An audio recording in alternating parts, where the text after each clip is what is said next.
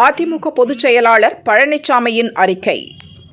Delta பகுதியில் கொள்முதல் நிலையங்களுக்கு கொண்டுவரப்பட்ட நெல் மழையில் நனைந்து முளைவிட்டு வீணாகியுள்ளது.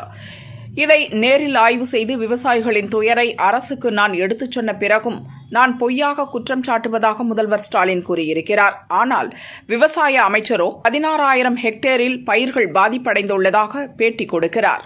நெல் கொள்முதல் தாமதத்திற்கு மத்திய அரசை காரணம் சொல்கிறார் உணவு அமைச்சர். கும்பகர்ண தூக்கத்தில் இருந்த திமுக அரசு இப்போது 150 அலுவலர்களை டெல்டாவுக்கு ஆய்வு செய்ய அனுப்பியுள்ளது. நாட்டில் என்ன நடக்கிறது என்பது கூட தெரியாதவர் முதல்வராக இருப்பது தமிழகத்தின் துரதிர்ஷ்டம். டெல்டா விவசாயிகளின் வேதனையை நான் வெளிப்படுத்தியதால் திமுக அமைச்சர்கள் ஆத்திரத்தில் கோமாளித்தனமான கருத்துக்களை கூறி வருகின்றனர். அதிமுக ஆட்சியில் நாற்று நடும் அளவுக்கு நெல் முளைத்தது. இப்போது சிறிதளவுதான் முளைத்துள்ளதாக விவசாய அமைச்சர் கூறுகிறார். எப்படி இருந்தாலும் நெல் முளைத்துவிட்டாலே அது வீண்தானே.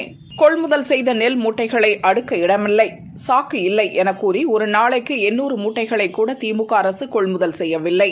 செறிவூட்டப்பட்ட அரிசியை கலக்க மத்திய அரசு அனுமதி தரவில்லை என்கிறார் உணவு அமைச்சர்.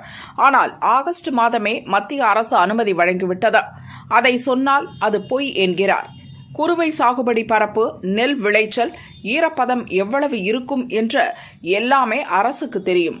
அதற்கேற்ப முன்னேற்பாடுகள் செய்து நெல் கொள்முதல் செய்திருக்க வேண்டாமா? தூங்குபவர்களை எழுப்பலாம், தூங்குவது போல் நடிப்பவர்களை எழுப்ப முடியாது.